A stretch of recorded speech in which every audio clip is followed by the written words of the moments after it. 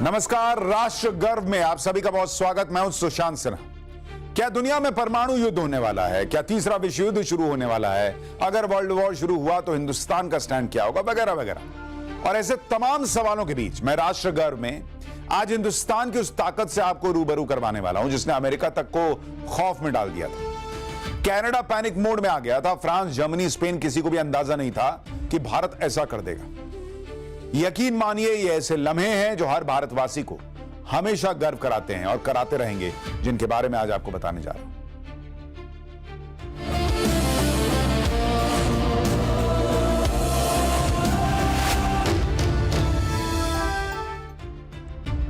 भारत दुनिया का इकलौता ऐसा देश है जिसने पाकिस्तान को परमाणु क्षमता से लैस होने के बाद भी युद्ध में हराया है।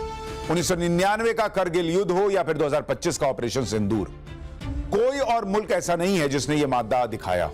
कहने के लिए भारत के अलावा 8 और ऐसे देश हैं जिनके पास न्यूक्लियर वेपन्स हैं, मगर मजाल है किसी ने ऐसी हिम्मत दिखाई हो, वहां की सेना ने ऐसा शौर्य दिखाया हो। यह सब कैसे हुआ? आज राष्ट्र गर्व में आपको 28 साल पहले आई उन तस्वीरों की बिहाइंड द कर्टन स्टोरी बताऊंगा जिसमें देश की ताकत छुपी है। 11 मई 1998 और 13 मई 1998, ये सिर्फ दो तारीखें नहीं हैं, ये दुनिया के किसी न किसी कोने में हर रोज गिरती मिसाइल, बॉम्ब और ड्रोन अटैक के बीच वो गारंटी है जिसकी बदौलत 140 करोड़ हिंदुस्तानी सुरक्षित हैं। ये तारीखें भरोसा दिलाती हैं कि दुनिया का कोई भी देश हथियारों की बदौलत हम पर अपनी हेकड़ी नहीं दिखा सकता। और इन दोनों ही तारीख पर पोखरण में न्यूक्लियर टेस्ट हुए और औपचारिक ऐलान कर दिया गया कि भारत अब परमाणु संपन्न देश है। 11 मई 1998 को 3 परीक्षण एक साथ हुए, जबकि 13 मई को 2 टेस्ट हुए। इसे भारत ने ऑपरेशन शक्ति कोड नेम दिया था। इसके बाद भारत ने फिर कभी न्यूक्लियर टेस्टिंग को अंजाम नहीं दिया, मगर आज 180 परमाणु हथियारों के साथ दुनिया में बड़ी ताकत के तौर पर भारत की प्रेजेंस है।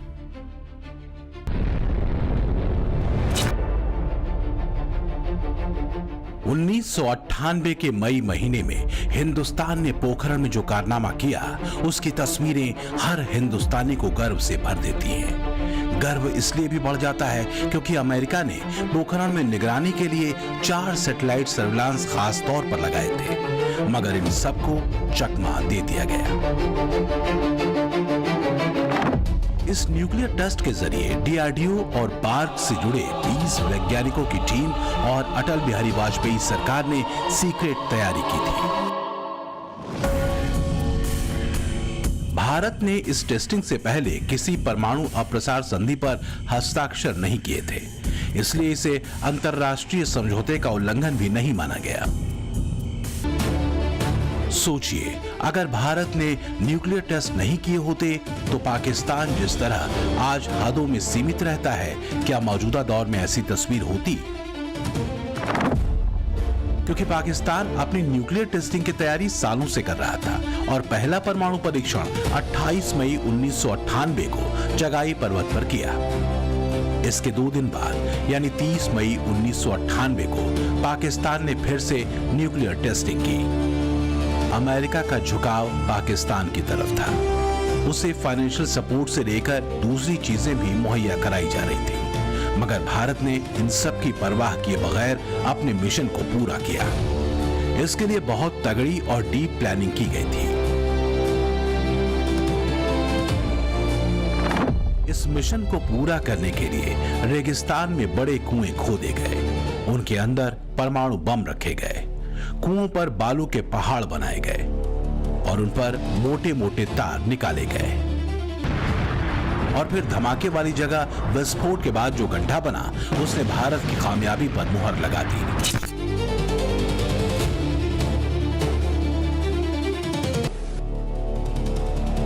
भारत की साइंटिफिक, मिलिट्री और इंटेलिजेंस टीम की प्लानिंग और डिसिप्लिन देखकर अमेरिका हैरान था और पाकिस्तान परेशान। दुनिया की सबसे मशहूर खुफिया एजेंसी CIA को उस वक्त पता चला जब अटल बिहारी वाजपेयी ने भारत के परमाणु टेस्ट का ऐलान किया। तब के CIA डायरेक्टर जॉर्ज टेनेट ने अपनी किताब में इसे सबसे बड़ी इंटेलिजेंस फेल्योर में से एक माना था।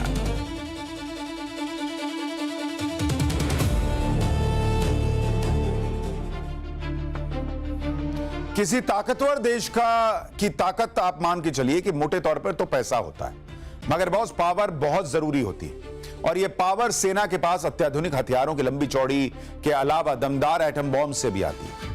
आज मैं राष्ट्रगर्भ में परमाणु बम की कहानी आपको इसलिए नहीं बता रहा क्योंकि इसका खतरा बहुत ज्यादा बढ़ गया है, बल्कि इसके जरिए वो बातें सामने लाना चाहता हूं जिसने दुनिया को चौंका दिया था। 1974 के स्माइलिंग बुद्धा वाली टेस्ट की वजह भी बताऊंगा, मगर जिस ऑपरेशन शक्ति की अभी बात कर रहा हूं उसकी एक एक डिटेल आपके आत्मविश्वास की वजह बन सकती है। आपको यह जानकर आश्चर्य होगा कि इसके लिए बहुत स्मार्ट और मल्टी लेयर प्लानिंग हुई थी। जैसे इस टेस्ट से जुड़े ज्यादातर काम रात के वक्त होते थे, फिर चाहे वो रेगिस्तान में ड्रिलिंग करनी हो, फिर वहां साजो सामान पहुंचाना हो, सुबह का उजाला होते सब कुछ पहले जैसा ढक दिया जाता था, कर दिया जाता था। सैटेलाइट इमेज में किसी तरह का बदलाव कैच ना हो पाए, इसके लिए हेवी मशीनरी को वापस उसी ओरिजिनल पोजीशन में रख दिया जाता था। जैसे ही अमेरिका के सैटेलाइट की ऑर्बिट और पासिंग टाइम साइट के नियरेस्ट होती थी तो काम रोक देते थे कि भाई अब यहां से गुजरेगा सैटेलाइट, वो देखेगा तो अभी रुक जाओ। इस दौरान जो रेत के ढेर बनते थे उनका अलाइनमेंट भी हवा की दिशा के मुताबिक किया जाता था, जिसकी वजह से डिस्टर्बेंस पैटर्न समझ ही नहीं आता था। न्यूक्लियर टेस्ट जब होने थे तब ओडिशा के चांदीपुर मिसाइल टेस्ट रेंज के पास हलचल बढ़ा दी गई। इस वजह से अमेरिका का ध्यान उस तरफ चला गया और फिर न्यूक्लियर डिवाइस को सेब के डिब्बों में पैक करके मुंबई के सांता क्रूज एयरपोर्ट से विमानों के जरिए जैसलमेर भेजा गया और आर्मी ट्रक से पोखरण तक पहुंचाया गया। फिर जो धमाका हुआ उसने दुनिया को होश उड़ा दिए। उस वक्त एपीजे अब्दुल कलाम, आर चिदम्बरम और अनिल काकोदकर के तौर पर हमारे पास वैज्ञानिकों की ऐसी टीम थी जिन्होंने दिन रात मेहनत करके इसे पूरा किया। ये सभी सेना की वर्दी पहनकर पोखरण जाते थे। डॉक्टर कलाम तो अकेले ही न्यूक्लियर साइट पर निकलते थे। कलाम का code name major general Prithviraj और चिदम्बरम का कोड नेम नटराज रखा गया था। कहते हैं कि भारत के इस परीक्षण की जानकारी वाजपेयी सरकार के कई मंत्रियों तक को नहीं थी। हालांकि इस टेस्ट के बाद भारत ने नो फर्स्ट यूज की पॉलिसी अपनाई, जिसका मतलब था कि हम पहले हमला नहीं करेंगे, लेकिन जब छेड़ोगे तो छोड़ेंगे नहीं, यह भी तय कर लिया।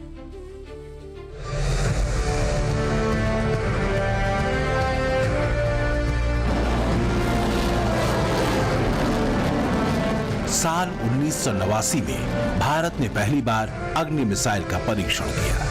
तब इस मिसाइल की मारक क्षमता 700 किलोमीटर थी, मगर धीरे धीरे इस मिसाइल में कई बदलाव किए गए और आज इसके 6 अलग अलग वेरिएंट्स हैं। न्यूक्लियर अटैक करने की ताकत रखने वाली इस मिसाइल की जद में पूरा पाकिस्तान आता है। ये लैंड बेस्ड कंपोनेंट में भारत का सबसे मजबूत पार्ट है। बीते साल ही अग्नि प्राइम को रेल पर बनाए गए मोबाइल लॉन्चर सिस्टम के जरिए लॉन्च किया गया था। ऐसा करके भारत ने रूस, चीन और नॉर्थ कोरिया वाली लिस्ट में अपनी जगह बना ली।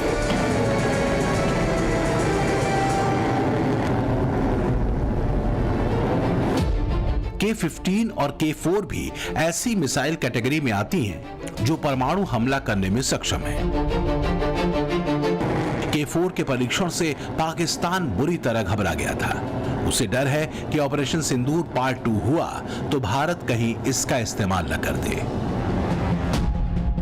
न्यूक्लियर अटैक से लैस एयर बेस्ड कंपोनेंट में राफेल एयरक्राफ्ट हैं। सुखोई 30 MKI भी न्यूक्लियर वेपन्स ले जाने की खासियत से लैस है। मिराज 2000 और जगुआर भी न्यूक्लियर कैपेबल हैं।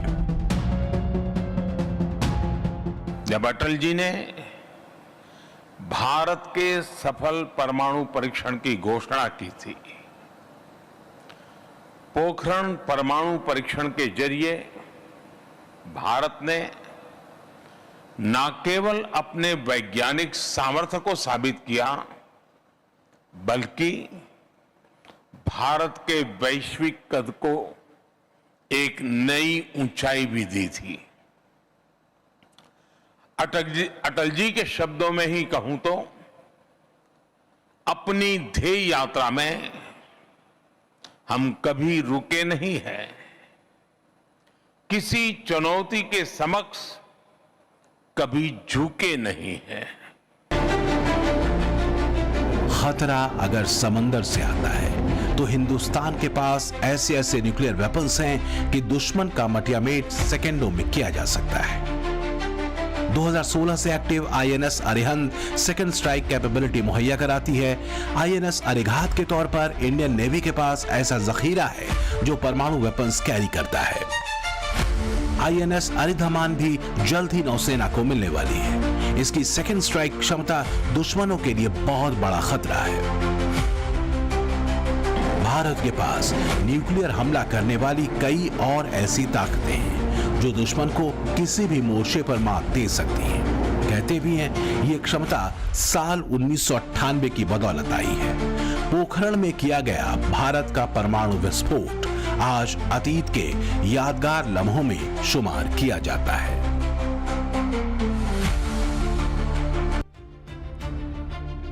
भारत के परमाणु संपन्न होने का मतलब कमजोर पर बल दिखाना, धौंस दिखाना नहीं था। इससे रणनीतिक निर्णय लेने की शक्ति और स्वायत्तता मिली।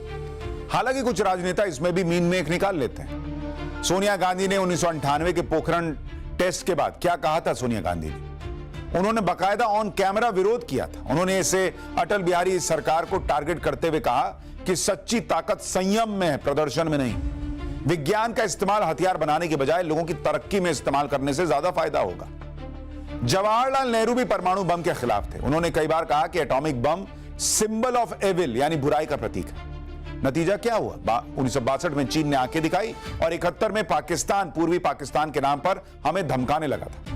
हालांकि बाद में इंदिरा गांधी ने इसकी जरूरत समझी और 74 में भारत का पहला परमाणु परीक्षण किया गया। तब भारत ने इसे स्माइलिंग बुद्धा का नाम दिया था। 18 मई 1974 को भारत ने पोखरण में पहला न्यूक्लियर टेस्ट किया। कोड नेम रखा था ऑपरेशन स्माइलिंग बुद्धा। यह जमीन के नीचे करीब 350 फीट की गहराई में किया गया। इसका वजन 1400 किलोग्राम के आसपास था। भारत ने अपने पहले परमाणु परीक्षण को पीसफुल न्यूक्लियर एक्सप्लोजन बताया, मगर यह अमेरिका और कनाडा को बिल्कुल भी रास नहीं आया। अमेरिका और कनाडा ने भारत पर सैंक्शंस लगा दिए। कार्रवाई के तौर पर प्लूटोनियम सप्लाई रोक दी गई। ये बात पूरी दुनिया जानती थी कि हिंदुस्तान के इस परीक्षण से किसी भी तरह का रेडियो एक्टिव फॉलआउट नहीं हुआ, मगर फिर भी धमकी भरा रवैया बंद नहीं हुआ। दावा किया जाता है कि इंदिरा गांधी के इस फैसले को लेकर उनकी कैबिनेट में ही मतभेद था। उनके सलाहकारों को इस बात का डर सता रहा था कि अंतर्राष्ट्रीय स्तर पर बड़ी उथल पुथल हो सकती है और इसका परिणाम भारत को भुगतना पड़ सकता है। हालांकि इंदिरा गांधी ने 75 वैज्ञानिक और इंजीनियर्स की टीम पर भरोसा जताया और भारत की ताकत का लोहा दुनिया को मानना पड़ा। इस टीम में राजा रमन्ना थे जो पूरे प्रोग्राम को लीड कर रहे थे। पीके अयंगार, राजगोपाल, चिदम्बरम और कई वैज्ञानिक इस टीम में शामिल थे। इसके लिए बाकायदा 7 सालों तक रिसर्च की गई, दिन रात एक किए गए और किसी भी देश को भनक नहीं लगने दी गई कि भारत अपना पहला परमाणु परीक्षण कर रहा है।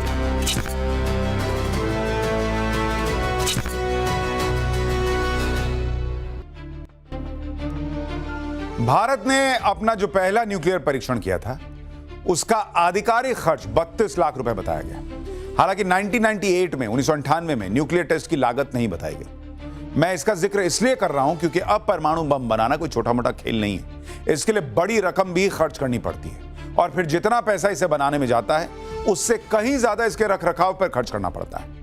दावा किया जाता है कि एक न्यूक्लियर वॉरहेड तैयार करने में 18 मिलियन से लेकर 53 मिलियन डॉलर खर्च हो जाते हैं। अगर इसे रुपयों में बताऊं तो यह रकम 165 करोड़ से लेकर 484 करोड़ रुपए आती है। सिप्री की रिपोर्ट में बताया गया है कि दुनिया भर में जितने परमाणु हथियार मौजूदा वक्त में हैं उनके रखरखाव में सालाना 91.4 अरब डॉलर का खर्चा होता है। वैसे यह रकम बम के आकार, उसकी क्वालिटी और वैलिडिटी पर भी डिपेंड करती है। जैसे हमारे एटम बॉम्ब दुनिया में सबसे पावरफुल लिस्ट में गिने जाते हैं, जबकि पाकिस्तान कहता है कि उसके पास आधा पाव, 100 ग्राम, 1 इंच के भी परमाणु बम है।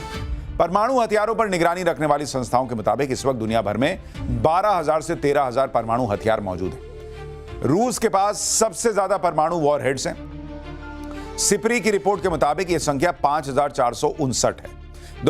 2025 में जारी इस रिपोर्ट में दावा किया गया कि अमेरिका के पास 5177 परमाणु वॉरहेड्स हैं। चीन के पास परमाणु हथियारों की संख्या 600 बताई गई। सिप्री के मुताबिक 2024 में चीन के पास 500 न्यूक्लियर वेपन्स थे, मगर वो इसमें बेतहाशा इजाफा कर रहा है। फ्रांस के पास 290 परमाणु वॉरहेड्स हैं, ब्रिटेन के पास 225। भारत इस लिस्ट में 180 न्यूक्लियर वेपन्स के साथ छठे नंबर पर आता है। पाकिस्तान के पास 170 परमाणु हथियार होने का दावा किया जाता है। इजरायल के न्यूक्लियर वॉरहेड की संख्या 90 है। वहीं नॉर्थ कोरिया के पास 50 परमाणु हथियार है। हालांकि इस पर लोगों